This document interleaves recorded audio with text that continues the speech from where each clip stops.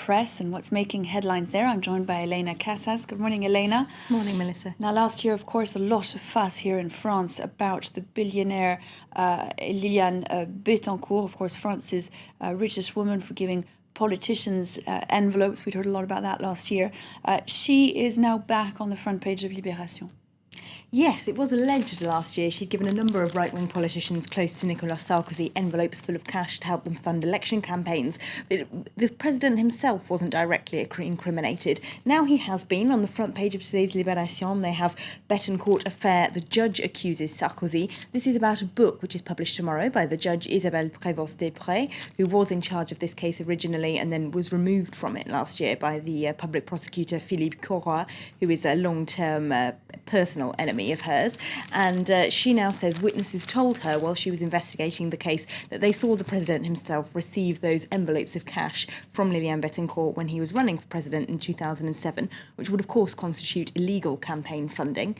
Now in the paper they profile Prévost-Després and kind of explain why she's become such a thorn in the side of right-wing politicians and why she has developed this very strong personal enmity with public prosecutor Philippe Corroy, which resulted in her being taken off the case and stopping her investigation. Now, the paper calls Corroy servile and shamelessly trying to protect Sarkozy. He says these kind of relationships with the judicial system are typical of Nicolas Sarkozy's contempt for justice, and that now by publishing this book, Prévost-Després is fighting back.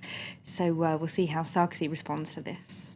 So we should back to that scandal, of course, we'd heard so much about. Now, we also heard yesterday that it was revealed, yesterday, that one French person in 7 is living below the poverty line. What have the papers made of it? Well, it makes the front page of La Croix, this editorial down here, poor people get poorer. Now, what they point out is that the standard of living for French people overall has risen despite the economic crisis. But there's a small underclass that has been created by this crisis of people who are just dropping out of society. They don't have jobs. A lot of them are young, unemployed people who've left university with no prospects, or they're single mothers. They're living on benefits and they just can't reintegrate back into society. Now, they call on the government not to touch benefits because the government is, of course, rolling out a whole slate full of austerity plans. But the paper points out that at least 4 million people are relying on the French basic minimum benefits, which is €770 a month, which La Croix says is pretty tough to live on, especially in Paris, and the government shouldn't touch it. It's difficult to imagine actually having to live on it. France, of course, not the only country suffering through the crisis. Le Parisien dedicates its front page to the effects of the crisis on the United States. Yes, I haven't got it physically this morning, unfortunately, but hopefully we can have a look at the digital edition. Le Parisien's reporters have been to Jefferson County, Alabama this week, and they've done this quite rare front page on an international story. Now, that town has a $4 billion debt for just 700,000 inhabitants. So they've been interviewing people like former public servants who've had to be laid off because the county can no longer afford to pay them, and pensioners living on food stamps. But they do note that some people over there in the US are profiting from this recession. It's the banks and estate agents who are selling on foreclosed homes. That's ones where people can no longer pay their mortgages, sometimes for as little as 40% of the original value.